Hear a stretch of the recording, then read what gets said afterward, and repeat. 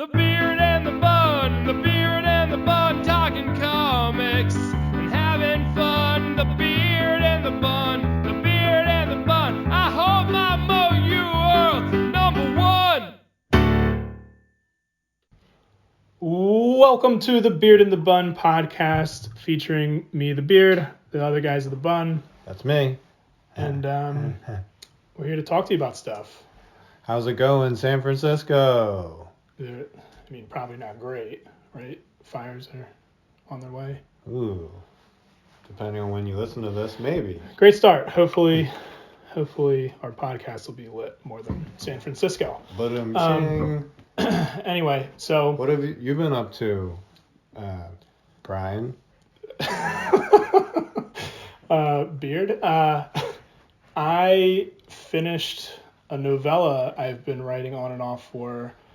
I shouldn't say finished. I finished the first draft of a novella I've been working on for quite some time. It's undergone. This is the second iteration of it.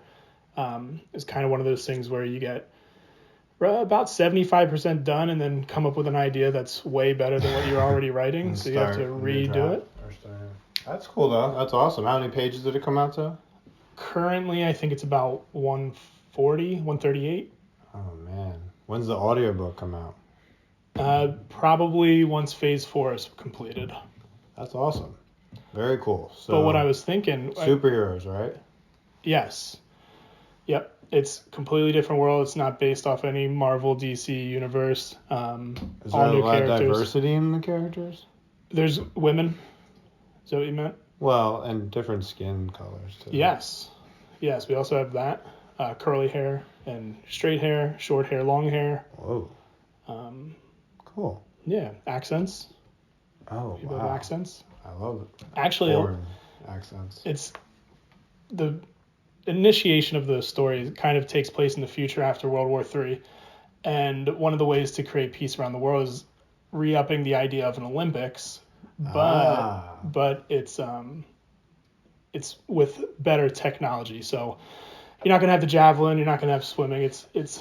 They're pretty much using robots for everything. So after World War III, this is to boost the morale of the world. New Olympic Games with robots. I like it. Decrease tension through esport players. Esports, video games. Esports. VR Yeah. games, virtual reality games. Not virtual reality. It's more... I don't even know what it's called. But anyway, so remember that time we've talked about making an 8-page comic book? I do remember that. I was there. So I think what we should do is take a segment from one of those competitions. I've already written it, and you can draw. That's a great idea. So one of the robot competitions, the Olympic competitions, in the climax of the story. Yeah, probably not the climax, but yes. Right before on what part of the bell Think of this curve? competition. The specific one I'm thinking of would probably be close to the 50% mark. Okay. But think of this more like Quidditch to Harry Potter. It's not the main purpose of the story, but it's definitely has strong background implications. All right. Should be a fan favorite. I'm So excited. all 2 of you subscribers. No, that sounds like fun. If our number one fans remember from back in the pilot episode, we reviewed some 8-page comics from Detective 1000.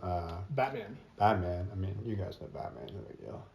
But no, that's a great idea, Brian. I've been wanting to draw a comic book for a long time. I just didn't want to write one myself. And 8 pages sounds like the smallest amount of pages I have to draw to make a coherent story. 7 would be less. Well, I don't think you can do it in 7. I think 8. Not with that attitude. I don't. All right, I'll do 4. It'll be 8. And I think it'll turn out good. Not great. Come on, man. Well, it'll be great. You want to put a date on it? A due date? Yes. Let's say June 1st. Oh. Let's say Cinco de Mayo. How long does it take to draw one page? Like 4 panels. Depends on what you're drawing. If you're drawing Garfield, I don't know, a day. If you're drawing robots fighting each other in a made-up Olympic sport with a stadium of people, 2 days. maybe a day and a half.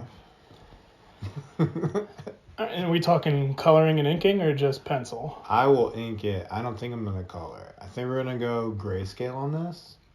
I like it. Yeah. No, I'm excited. This will be fun. You'll have to give me some. We'll talk about it, of course. You'll have to give me some ideas of what your mech robots look like and what the characters look like, and maybe show me some comics that you're interested in. And we can use as references, and I can just copy what they did.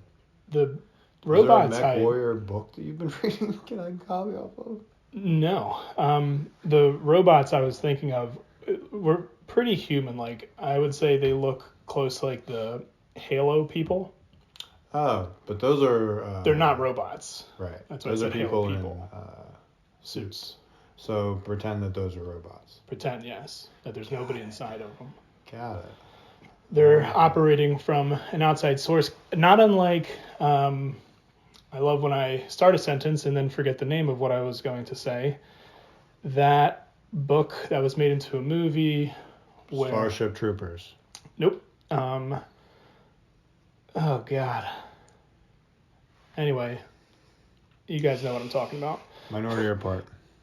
No, let's work through this. It's a book where... The main character entered this, it was like a virtual reality, and the whole premise of this reality was this creator... Tron. No, closer. But made this 80s themed game out of it, and the only way you could win was if you went and did like Bueller's Day Off, and you had to like reenact everything. That was one of them. Was this the movie that just came out that Steven Spielberg did? I don't know if Spielberg did it, but... Didn't you listen to that audiobook? The audiobook I did listen to. Oh, all right. Well, hold on one second. We're going to phone in to a friend right now. Bring, bring, bring. This is our friend Buck. He's in another place. Buck, do you know that movie that came out that was... Ready Player One. Boom! Ready Player One. Thanks, We Buck. got it. I don't need your phone anymore because I figured it out. All right. See you later, Buck. Goodbye. So Ready Player One. Yeah. I heard the movie wasn't that great. Book wasn't bad. But I'm sure reading it might be better. I really enjoy audiobooks, but sometimes the narrator isn't always my favorite. Was it sometimes the author? I don't know. That's the thing. I think it was a very popular book, but I was surprised I didn't like it quite as much as I did. But then there's other books I've read where I think the narrator crushed it, and maybe it wasn't that great of a book. Name 3. No. So we're going to have an 8-page comic by second June quarter 1st. Second quarter next year. And that's how we talk. We're business people. Second quarter. We're going to be in the red. What's that? We're going to be in the red. Wait, the black. Black. Be in the black. We don't want to be in the red. Buy low, sell high. News.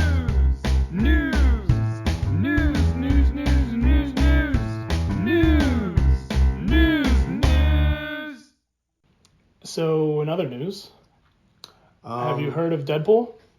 I have heard of Deadpool. I've seen the first 2 incarnations of the character. There's talks of Disney starting the 3rd movie. I like those talks. Yeah, I've heard that was... I think I saw on the internet that Ryan Reynolds went to Marvel Studios a couple weeks ago.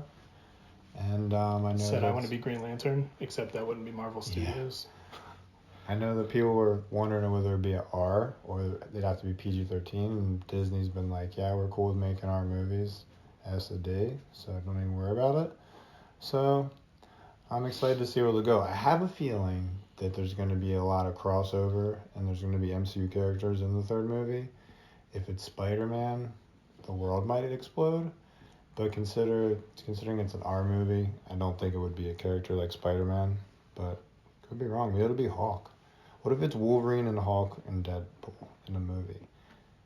I think that would be Hulk versus great. Wolverine versus Deadpool. Weapon X stuff. Yeah, that would be great. And throw Carnage in there too. Have you been keeping up with Carnage? You caught up? I'm not sure if the 5th issue has come out yet, but I've read the 4 that I know are out. And in the 4th, I mean, spoiler alert, but Yeah. Captain America, Wolverine, Hulk, they're all there. Oh, yeah? Getting the codices withdrawn from them. But I won't give away one part. Do any of those characters get infected by a symbiote? Hulk does.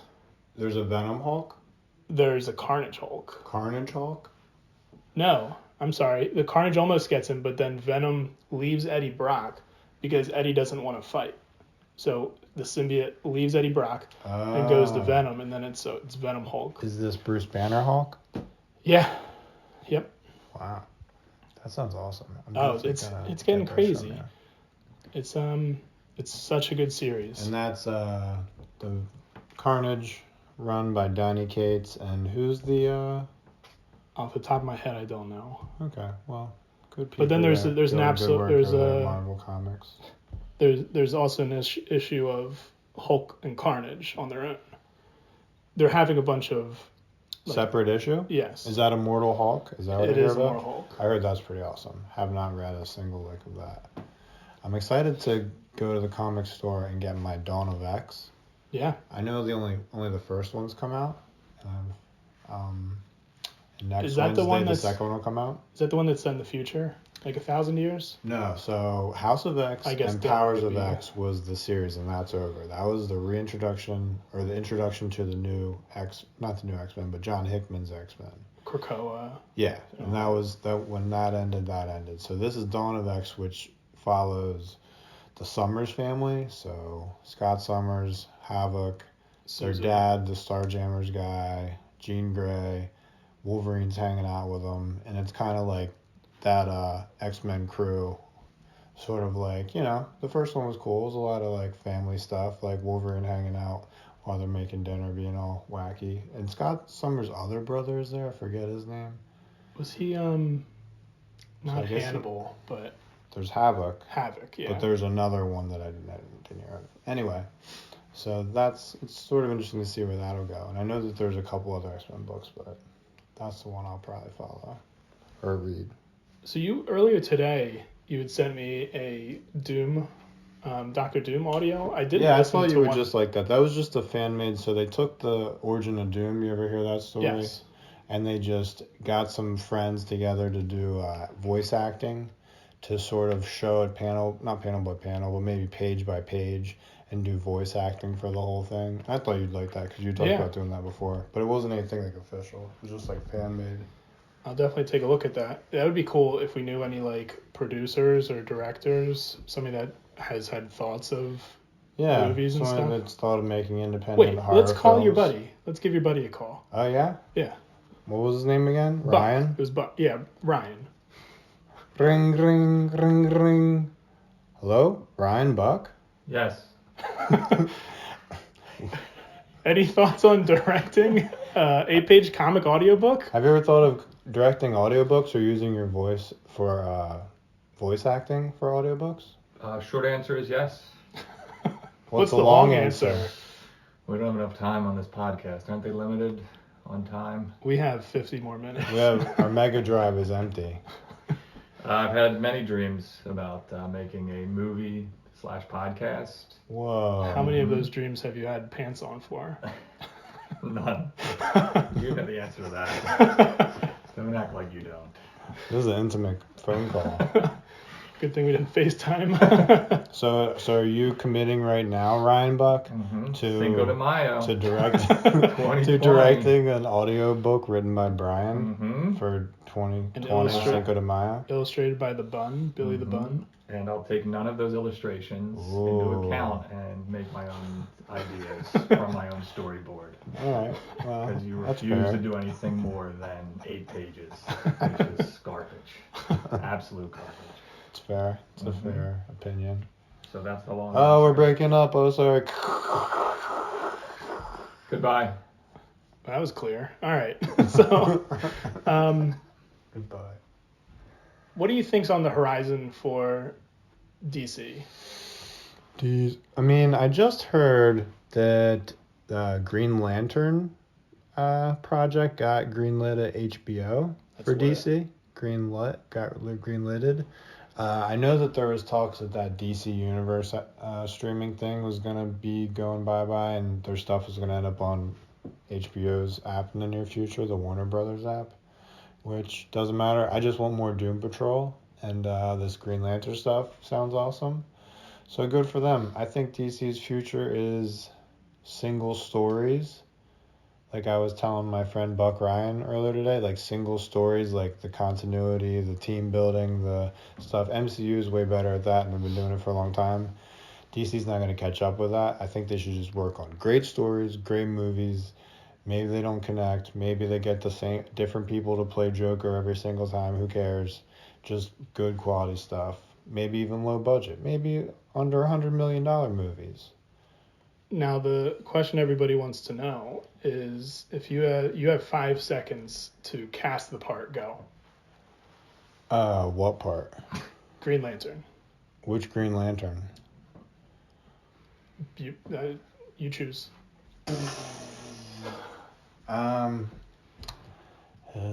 So like Hal Jordan, the white guy with brown hair. Sure. I don't know. I'm not good at casting. I think if it's Hal Jordan, and bigger names are coming to superhero movies despite Scorsese and Coppola. But I think Ryan Gosling would be okay. Oh, that'd be cool. He's got like an arrogant fighter pilot kind of motif. He's been an astronaut. What if it's Jon Stewart? So if it's Jon Stewart, I'm having you unlock your phone right now since we're recording on mine. But there's a character from a show that I've been watching, and I think he would be a pretty killer. His part in this show is military, so he's kind of flat, but he's great at that. So I think if he was to take that part, I think he'd crush it. And his name. Ring, ring, ring, ring. Oh, we're getting a call. This is the first ever phone call for the podcast. I'm glad we record this live or stream this live. Hello, you've reached the Beard and Bun podcast. I'm speaking. This is Ryan, a frequent caller, first-time listener. Ryan Buck? Yeah. Ryan Buck. Hey. Thanks for calling. There's only one Green Lantern, and it's Ryan Reynolds, and I hope they bring him back again. Whoa. He's my... Could that be possible? Hey, Ryan Buck, lose this number. Oh. Goodbye. So the actor's name is LaMonica Garrett. LaMonica. That's cool. Yeah. So that's your choice for Jon Stewart. And then, I mean, the cool thing about Green Lantern is it's a space sci-fi universe where you can get aliens. There's the Green Lantern Corps where it's like the universe's police, where it's every planet has their own Green Lantern. So you get a Green Lantern that's like a squid. You get a big, giant pig-looking Green Lantern. You get a giant-looking weird eyeball Green Lantern. You get a fish Green Lantern. You get this. You get that. That's a spicy meatball. Yeah, there's a lot they can do with it, and CGI is even better than it was before.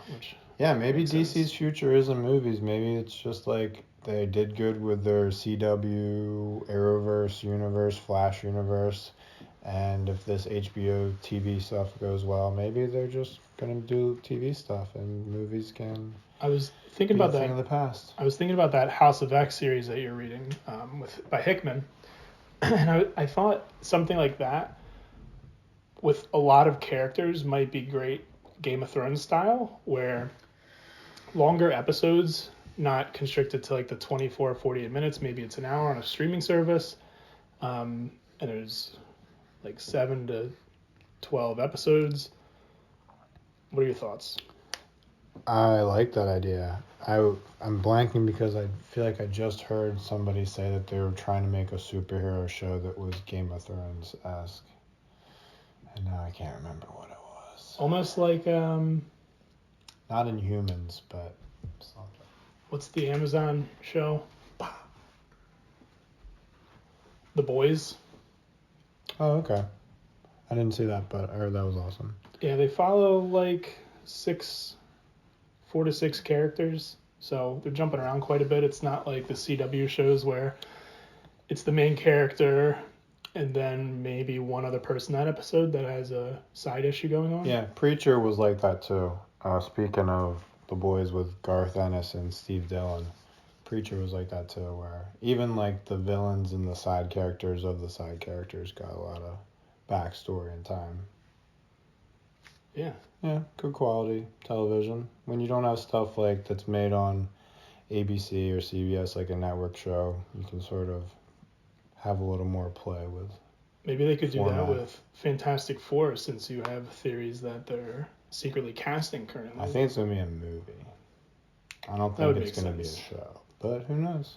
They're the first Marvel family, right? I wouldn't be surprised if they started with the X-Men on Disney Plus and they did a Fantastic Four movie. But who knows? I'll watch it. Wherever it is. You have anything else? Just want to give a shout out to all my fans. Sorry I haven't been returning your emails. It's been busy. But keep sending them. Yeah, slide into his DMs at bunface.com. All right, Beard and the Bun podcast listeners, this is Brian the Beard signing out. And this is Billy the Bun, also signing out. See you, Buck. Goodbye.